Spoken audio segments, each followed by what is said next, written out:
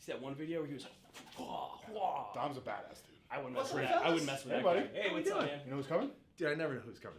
Dom Raso. The knife guy. Yeah, from Instagram. You know. Dude, Let me tell you, I'm a tough guy, but I wouldn't mess with him. No, neither would I. come on, man. I'll mess with anybody. You know that. Knife. I've been a LARPer before. Okay, that shit's Yeah, serious. but he's with the Yeah. knives. It's not just his hands. He's got but weapons. LARPing is just for fun. Dude, nothing is for fun. Hey Dom, what's up, guys? What's going on? You guys talking to my knife skills?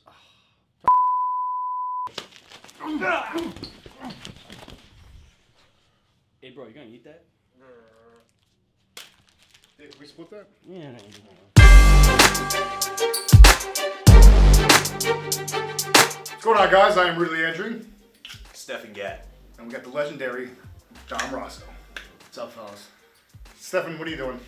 Well, I'm playing with, why don't you explain, what exactly is this? Right So that's one of our blade trainers, and what it is a replica of our actual blade. And the reason that we do it so close to the real one is because we want to be able to train as close to reality as we possibly can. I always move And closer. you want to get good reps in. We always talk about good reps, you know, even when you guys are training in the gym, you know, the reps that you get, you want to get as close to perfect as you possibly can. So that's the idea of us training with this blade. That way the reps feel the same and it's as close to reality. That way I can actually stab somebody. You know, I'm not going to be able to get many reps in with a real person. Well, with you this blade. you make a very valid point, and I'm sure a lot of us heard this from coaches as we grew up. Is you know, you need to practice. You need to practice. You need to practice. Bullshit. Perfect practice makes perfect. 100%. Not practice makes perfect. Absolutely not. Perfect practice makes perfect. Right, Rudy? Right. Okay. Yeah, well, it's motor memory. I mean, a lot of people say muscle memory, and this is obviously a unique industry where it's like you're always training your muscles, but it's not your muscles, it's your motor cortex that you're connecting those neural pathways to how your brain's processing information to be able to send those signals to our body. So you're absolutely right. If I don't get perfect practice, then I'm just teaching my body to do the wrong thing at the wrong time and respond in a way that is not going to help me in reality. So that perfect practice equals perfect motor memory, which I can recall under stress during a situation. So No bro science there. Yeah. No. There's zero. that's bro my science. that's my Yes. life. I do think it's all I think about every day. So, Okay. We're talking about practice. It's just practice. No. but it's for reality. No. Nobody got the joke. Alan Iverson, hello. I guess I'm showing my age here. Yes. Definitely knows what I'm talking about. He's laughing. He's getting it. Anyways, moving on. Moving on. So you were a Navy SEAL for how long? 12 years. 12 years. Okay, that's a very long time. What's your favorite training aspect about the Navy SEALs? I would say finding the unknown, learning stuff about yourself. You know, it pushes you. Like in the teams, it pushed you to find new unknowns and new dynamics that you never would have done yourself. I never would have thrown myself into some of the situations that I was able to. You know, I'm going to throw myself outside of a plane at 26,000 feet in the air at night on nods, on oxygen, with other guys right on my ass and right in front of me, and that's normal. Like that's a normal thing now. But in that moment, you're like, I've never done this before. There's an unknown off that ramp. You know, what's going to happen? Am I going to tie up with somebody? So it's finding stuff out about yourself through that unknown, and that's the same thing I think you guys can translate with training. Sure. It's like, it's difficult. We all want to stick to that comfortable part of training, Right. but it's pushing to that unknown that's going to force It's getting outside your comfort zone and training to be comfortable outside your comfort zone. 100%. What made you join? Great point, yeah. I was about 6 or 7 years old. My buddy John Devine, which owns Devine Canines, we grew up together, literally across the street from each other.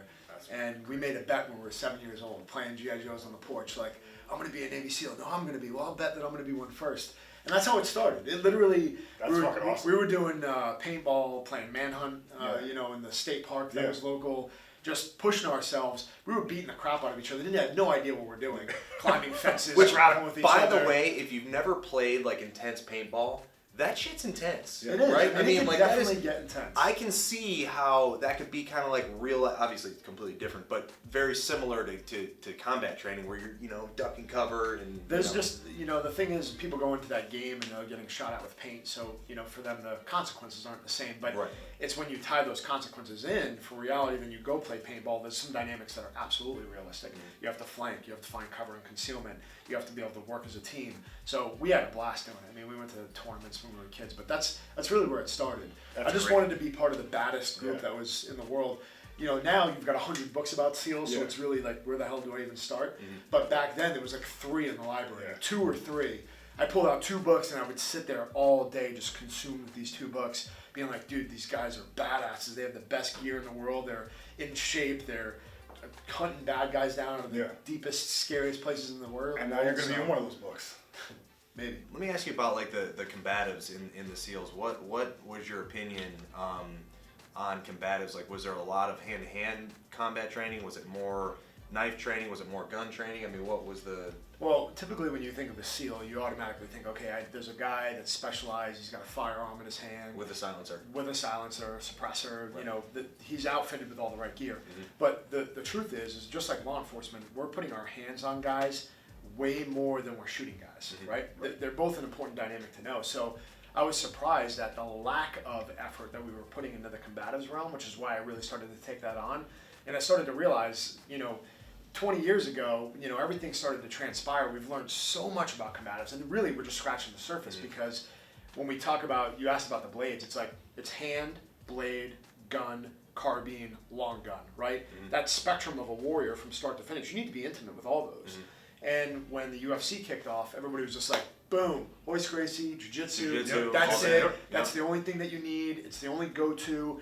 And while it sets an extremely important base foundation to a lot of the combatives that we do, and understanding being on the ground is extremely important, it's much, much broader than that. Because I always understand the difference between combatives and MMA. MMA, sport. It's fun. It's one-on-one. There's consent. Well, it's there's fun when you're rules. winning. It's fun when you're winning. Control Segue. environment. MMA is fun when you win. 100%. It can be fun too if you like learning and getting your ass kicked. I was just saying, if you like getting punched in the face, it's perfect for you. And No, then yeah. the sure. combatives aspect of that is just the opposite. If we go out here right now, you've got hard surfaces, multiple attackers, weapons, no rules, no consent, ambushes. There's a lot of things that take place that shift your mindset. So that's something I took a lot of passion in when I was in the military for my long career. You know, I understood that we were lacking there.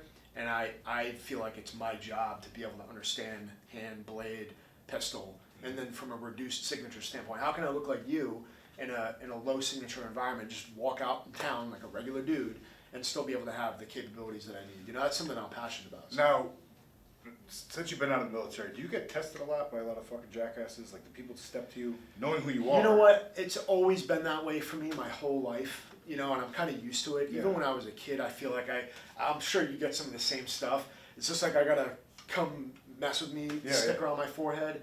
I feel like people do, and I don't understand it. But Yeah. Because I'm like, these people have shitty survival instincts. You know, it's like, well, and so and like that's what's wrong with you, right? it's really funny you say that too, because the thing is you know, in this day and age now, it's like you're driving around and somebody's rolling their window down, sticking their middle finger out, getting crazy, and it's like, you know, I don't even pay attention to it because it's not even worth it. It's not worth it. Chances of him having a gun in his car are very, very high. Right. Chances of him wanting to get out and actually fight one-on-one, very, very low. And if you listen to this, like, here's what I know now about meeting the guys that I've met. You know, you've got guys that are like 5'6", complete badass killers, extremely capable, nonchalant, unassuming. And it's like, I now know that, and I also know what I'm capable of. Right. So I respect everybody as if I don't know who you are and what you're 100%. capable of. So you're increasing your risk of injury, death, and all kinds of health issues that you're going to end up in the hospital for if you are not careful. And I know that now, and I have that level of respect. So there's an interesting level of like, there's just no reason for me to push the limits on something that I don't know what the outcome is going to be, because there's always an unknown. Even if you're an 80-year-old guy, like, you might be extremely good at bare knuckle boxing. Yeah. Right. And I just get complacent because I had a couple of drinks and I'm like, dude, what's up, old man? And now you just clock me and give me a When you're not concussion looking, in right. the hospital. Yeah. Like, you just gotta respect people. You gotta respect the unknown. Well, you ever seen that boxing video of the old guy that's like 80 years old and he knocks out that fucking pretty I boy? love that. Yeah. I love that. Yeah, which was warranted though. Yeah, totally. Oh, yeah. 100%. It was warranted. I believe in the bubble rule. That's kind of my, you know, it's like, say what you want to say, but, you know, as soon as you cross into my bubble, then I'm on a defensive mode and I feel like there's a threat, you know? Right. Like if I, you know, you have like your personal bubble, you have a personal bubble. If somebody gets into that bubble, to me, that means that this is more than words. It's now going to become combat. So I need to either defend myself or Remove yourself Get from the out of it. situation. Yeah, so I mean, you know, obviously I can sit here and talk all day about this stuff, but the de-escalation and avoidance portion, we all have something to lose. Like if you're watching this, you have something to lose. 100%. So you have to realize that I need to do everything I can to avoid the situation. I Right, need to de-escalate. I don't want to get in a fight, right? I want to avoid it. Now, if that bubble, like you're talking about, that kind of rule of thumb is like, all right, I just drew the line right here. You did it twice. Now, if you step over that again, now you've pushed me to the point where you're not giving me an option. Right. And now I fucking feel bad for you because you put yourself here. Yes. And that's when the switch goes on where it's like, now it is combat. It is to the point where like, I'm backed up against the wall, you just threatened my life, and now it's me or you. And guess what? It's not going to be. Yeah. Sidebar for all you internet trolls out there, he's a living, breathing fucking machine. So he's speaking the real deal. Yeah. Okay, because I know there's gonna be some idiots out there that are Yeah, commenting well, some whatever. bullshit. That's like the people that talk. It's like, whatever. Yeah. just Well, talk. yeah, Talk. it's the cheering section at an NFL football game. Everybody's a backseat quarterback, Yes. while they're drinking their 12-pack of beer and have never really accomplished anything athletic in their life. We all know. Is that a those- subliminal shot at some? No, not at all. No, this Okay. is just us talking. That's it. Yeah. Damn it. Now, Brady. I do have one question. You know Johnny Primo. Johnny Primo, yeah, of course. Johnny very much likes confrontation. Yeah. As he's told me many times. Yes. Are you in the same boat as him? Did he say that to you? He did. Oh, okay. Because I would think that if he was sitting here right now, he would say the same thing, like de-escalate and avoid, right? Because he understands Hold on. that aspect. Did he say that to us on camera? I don't remember. He just kind of said no. Just I'm- not Well, going hey, to listen, away, right? listen, I'm right? not actually, I don't know Johnny, right? Listen, I don't speak for Johnny. Right. I'm not going to I know quote what him I 'cause I like. don't I know what I remember. like. Yeah, Johnny, I got your back, man. I don't remember specifically what you said, but I think we had a that if we similar. were- I don't know. I think if we were in a fight, I think he would de-escalate and avoid. But you know what? If pushed to that level, I definitely know that he's going to scrap. He's going to throw down. But no doubt. do you prefer to scrap or you prefer to walk away? Well, what you have to understand is like I don't have anything to prove to anybody. Right. I've done it over and over and over Right. again. I went night after night after night of hunting people, putting my hands on people, you're a human hunter. using my blade, pistol, and gun. Yeah. Right? I don't have. There's not like this thing in my head that's like, well, I got to show myself that I can do it. No, for me, it's about the. I have 4 kids and a Yeah. wife to go home to. Yeah. So at the end of the day, there is always an unknown. Even if a dude is 100 pounds soaking wet, Right. like there is still an unknown. You can get clipped, hit your head on the pavement. Somebody Yeah. pulls a blade out. Like to that level of unknown and that respect that I have is like I don't go seeking it. No. Now, if it happens, I'm gonna learn a lot and I'm gonna have fun while I do it. That's all I'm gonna say. I mean, what else am I gonna say? Like I- a certified badass. That's perfect. No, I'm with him 100%. I never. Yeah, I don't look for it ever. It's just, I don't want to get in a situation where somebody had too much to drink, pushed me to that level, and now they're in a hospital. Right. I actually now to a point in this, I actually avoid situations where I think would get out of control. Yep. Like going to bars. To be Yeah. honest Yeah. with you, I tend to avoid it. Unless it's like a special occasion with my buddies or going in big groups of people where there's crazy shit going on. I tend to just be like, I'd rather go to the pool with my wife and my kids. Dude, that's such a great point, man. You have kids? Yes. Awesome. Yeah. I mean, that's such a great point because the older that I've gotten at this point and reanalyzing everything is, if I put myself in those environments, your risk is higher. 100%. So if I can avoid those, like now I will. It's like I don't get sloppy drunk No. when I'm out in town. Right. Why?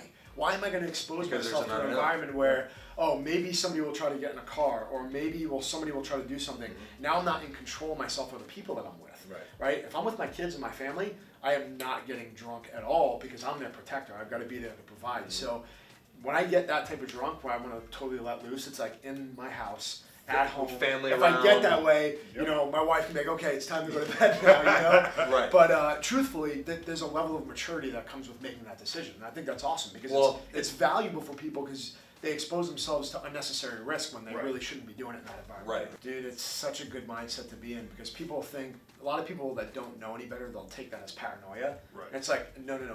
Replace paranoid with prepared.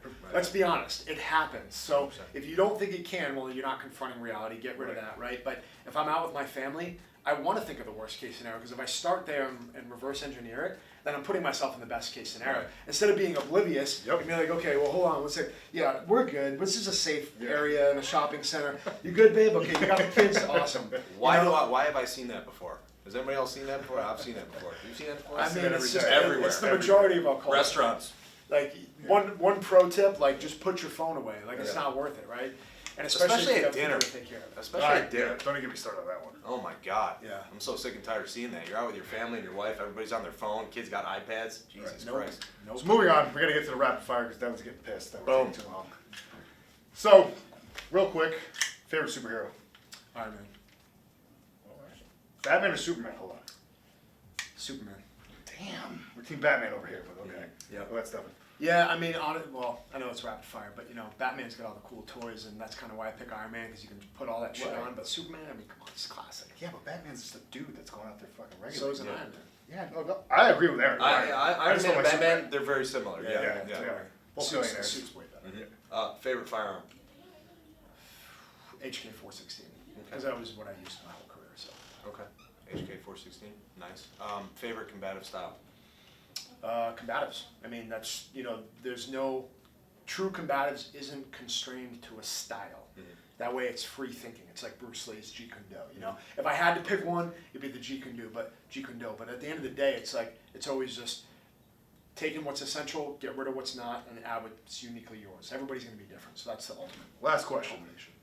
How did you come up with Crush Everything? And what is the mindset behind it? So it's a great question. So this is an attitude that I portray in my life, and I live by it every second. The second I wake up to the second my head hits the pillow at the end of the day, it's an attitude that we have to live with. That, you know, we shouldn't be putting any less than 1,000% into everything that we do. I had a buddy, Louis Safrant, who was one of my best friends. He was killed overseas. I was with him when it happened, and he inspired me in so many different ways. He was my sparring partner. He was my lifting partner. We did a lot of drills at the pool. And he would always we would just say, like, let's go crush some food or let's go crush a workout.